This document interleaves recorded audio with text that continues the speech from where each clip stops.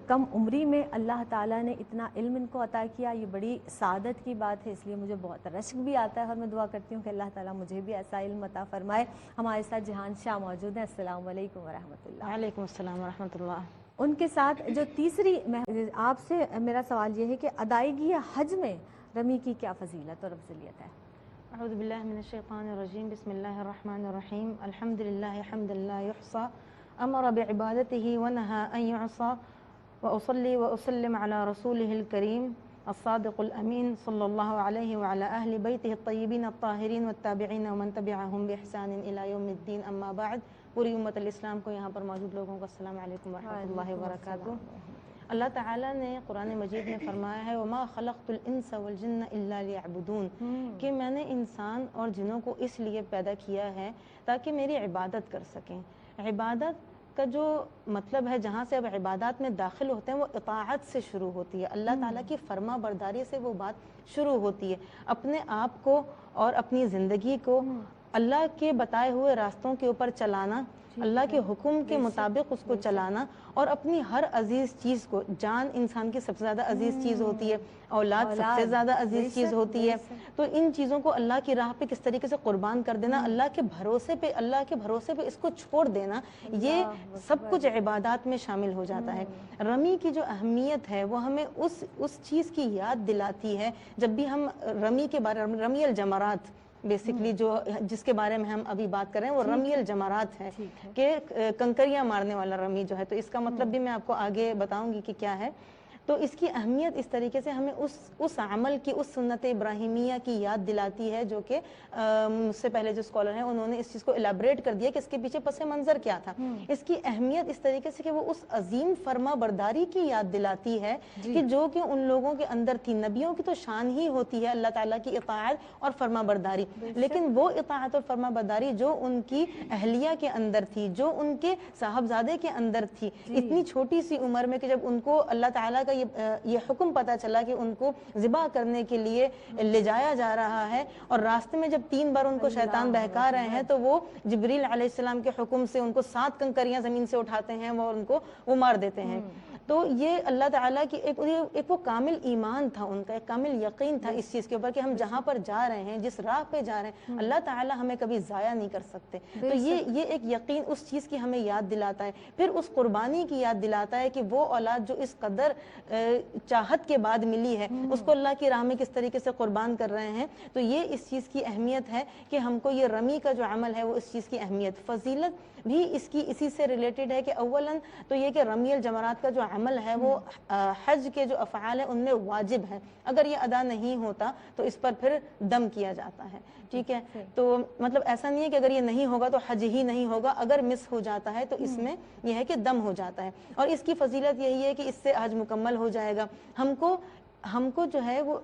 इस चीज़ का एहसास होता है कि जो शैतान है वो मरदूद है, वो रजीम है। रजीम शैतान रजीम कहते हैं ना। अब जमरात और रजीम से इस चीज़ का भी है कि रजम भी जो है ना वो उसको कंकर मारने से और उसको मारने से, उसको अल्लाह की रहमत से दूर करने से रिलेट करता है। अऊज़ु बिल्लाहि मिनश शैतानिर रजीम जो हम कहते हैं, तो ये इसी चीज़ से इस चीज़ को मिलाता है, जोड़ता है। तो हमें इस चीज़ से इसकी अहमियत और फजीलत का एहसास होता है कि हमारे दिल में ये बात बैठ जाए कंकरी मारते वक्त कि शैतान के अमाल से, उनके बहकावे से हमें किस तरीके से दूर रहना है और अल्लाह के कहे के ऊपर किस तरीके से डटे रहना है। बेशक इरम, जैसा हवाले से मैं चाहूँगी जहान शाह आपकी जानिब आना चाहूँगी। बहुत इससे कबल भी आपने बहुत प्यारे और मखारिज बहुत अच्छे होते हैं माशाल्लाह आपके। रमी का लफ्ज़ उस वही की भी याद दिलाता है जो नबी पाक सल्लल्लाहु अलैहि वसल्लम पर नाजिल हुई। इसको कैसे देखती हैं आप? इस हवाले से कुछ इरशाद फरमाइएगा। बिस्मिल्लाहिर्रहमानिर्रहीम। सबसे पहले तो मैं ये बताऊँ रमी का मतलब क्या है। अब क्योंकि यहाँ पर जो जिक्र हो रहा है वो रमी नहीं है जिसकी हम अभी बात कर रहे हैं, समहाउ कह सकते हैं, लेकिन एग्जैक्टली वो चीज़ नहीं है। क्या है रमी का मतलब? रमी का मतलब है मारना। रमी का जो मतलब है ना, इर्मी जैसे होता है, इर्मी होता है मतलब मारो, ये चीज़ होता है, ये इसका मतलब है। अब जो रसूलुल्लाह सल्लल्लाहु अलैहि वसल्लम जब हिजरत फरमा रहे थे तो कुफ्फार मक्का उनके घर के बाहर खड़े हो गए थे, नऊज़ुबिल्लाह उनको قتل کرنے کے لیے وہاں پر اس ارادے سے وہ لوگ وہاں پر کھڑے ہو گئے، تو اللہ تعالیٰ کا حکم یہ آیا کہ آپ اپنے ہاتھ میں اپنی مٹھی میں مٹی لیں اور ان کی آنکھوں میں اس طریقے سے ڈالیں کہ پھر وہ لوگ نہیں دیکھ سکیں گے، اور اللہ تعالیٰ کے حکم سے ان لوگوں کو یہ ہوا کہ وہ لوگ پھر نہیں دیکھ سکے، اور رسول اللہ صلی اللہ علیہ وسلم بہت آرام سے وہاں سے نکل گئے۔ تو آیت یہ نازل ہوئی تھی، بسم اللہ الرحمن الرحیم، وجعلنا من بین ایدیہم سدا ومن خلفہم سدا فاغشیناہم فہم لا یبصرون، سورہ یاسین کی یہ آیت ہے کہ اس طریقے سے وہاں سے نکل گئے اور ان کے بیچ میں ایک ایسا سد آ گیا، ایک ایسا حاجز آ گیا کہ پھر انہوں نے ان کو دیکھا ہی نہیں، اور اللہ کے حکم سے، اللہ کی مرضی سے وہ آرام سے وہاں سے نکل گئے۔ تو ایک یہ چیز آتی ہے، پھر ایک چیز ریلیٹ ہوتی ہے قصۃ بدر سے۔ جب بدر کا جنگ ہو رہی تھی تو ہم لوگوں کو سب کو یہ معلوم ہے کہ کفار کی جو تعداد تھی وہ بہت زیادہ تھی مسلمانوں کے مقابلے میں، 313 مسلمانوں کی تعداد تھی جو کہ ان کے مقابلے میں بہت زیادہ کم تھی۔ تو اللہ تعالیٰ کا حکم یہ آیا کہ اللہ تعالیٰ نے کہا کہ 3 کنکریاں اٹھائیں اور وہاں پہ کفار کی طرف ماریں، ایک ان کے دائیں طرف پھر بائیں طرف پھر ان کے سامنے کر کے اس طرح سے ماریں کہ کفار کو یہ لگے گا اس عمل کے بعد کہ ان کی تعداد بہت زیادہ ہے، اور وہ پہلے سے ہی اس روب میں آ جائیں گے کہ مسلمانوں کی تعداد تو اتنی زیادہ ہے، تو پہلے ہی وہ مینٹلی اس چیز کو وہ کر چکے ہوں گے، سوچ چکے ہوں گے، پریشرائز ہو جائیں گے اس طرح سے۔ تو اس کی جو آیت آتی ہے اس کا ذکر ہے وما رمیت اذ رمیت ولیکن اللہ رما، کہ اس کا ترجمہ یہ ہے کہ آپ نے نہیں پھینکا ہے بلکہ اللہ تعالیٰ نے پھینکا ہے، اور یہ اللہ تعالیٰ کے حکم سے یہ ساری کی ساری چیزیں ہوئی ہیں۔ تو یہ اس چیز کو اس میں الیبریٹ کیا گیا ہے۔ رمی سبحان اللہ، ہمارا رب ہمیں دیکھ رہا ہے اور ہر عمل پر ہمارے اللہ رب العزت کی نظر یقیناً ہے، کیونکہ وہ ہمارے شرک سے بھی زیادہ قریب ہے۔ جہان شاہ صاحبہ، آپ سے میں یہ جاننا چاہوں گی، بالخصوص کیونکہ خواتین کی ایک بہت بڑی تعداد ہمارے اس پروگرام کو دیکھتی ہے، تو دوران رمی ہمیں کن چیزوں کی احتیاط بہت زیادہ برتنی چاہیے، بالخصوص خواتین کے اعتبار سے؟ ارشاد فرمائیے گا۔ بسم اللہ الرحمن الرحیم۔ سب سے پہلے تو یہ کہ جمرات کا جو عمل ہے وہ 3 دن تک رہتا ہے۔ سب سے پہلے دن جو ہوتا ہے وہ صرف جمرۃ العقبہ ایک ہی شیطان کو رمی کرنی ہوتی ہے، اس کے بعد پھر دونوں دن جو ہیں وہ 3 کو ہی رمی کرنی ہوتی ہے۔ تو اس کے مخصوص اوقات بھی ہوتے ہیں کہ اس وقت سے لے کے اس وقت تک آپ نے کرنی ہے اور اس طریقہ کار سے کرنی ہے۔ تو خواتین کے لیے سب سے زیادہ جو امپورٹنٹ چیز ہے وہ یہ ہے کہ ان کو ظاہر ہے کہ وہاں پر اتنا ایک بڑی بھیڑ ہوتی ہے، اتنا رش ہوتا ہے، تو سب سے زیادہ تو ضروری یہ ہے کہ آپ گروپس میں جائیں وہاں پر، تاکہ جو نامحرم، کیونکہ آپ اللہ کی اطاعت کے لیے جا رہے ہیں، اللہ کی فرما برداری کے لیے جا رہے ہیں، تو ایک چیز کو فلفل کرتے ہوئے دوسری چیز جو ہے وہ نظر انداز نہیں ہونی چاہیے۔ تو اس سے ظاہر ہے کہ آپ کو اس کا بہت شدید خیال رکھنا ہے۔ تو یہ ہے کہ آپ جو جتنی بھی خواتین ہیں وہ زیادہ تر گروپس میں جائیں، تاکہ وہ ایک ان کا گروپ رہے گا تو وہ اسی سیکیورٹی ایک اس طریقے سے ان کی جو ہے نا وہ حاجز رہے گا ان کے بیچ میں، کہ وہ اس طرح سے وہ دھکوں میں اور اس طرح سے وہ نہیں ہوں گے۔ اور کچھ ایسے اوقات ہوتے ہیں جب آپ کو یہ معلوم ہے یا پتہ چل جاتا ہے ارد گرد کے لوگوں سے بھی کہ یہ ابھی اس وقت سبھی کے سب وہاں پر موجود ہوں گے، سبھی گئے ہوئے ہوں گے، تو آپ اس ٹائم پر اپنے خیموں میں رہیں، اور جب پھر مرد حضرات کر آ جائیں تو پھر آپ لوگ کسی کے ساتھ جو ہے وہاں پر چلے جائیں، پھر آپ اپنے عمل کو کر لیں۔ ایک یہ چیز ہے۔ اب اس میں کیونکہ یہ اللہ تعالیٰ کی ہم اس میں اطاعت کر رہے ہیں، وما خلقت الجن والانس الا لیعبدون،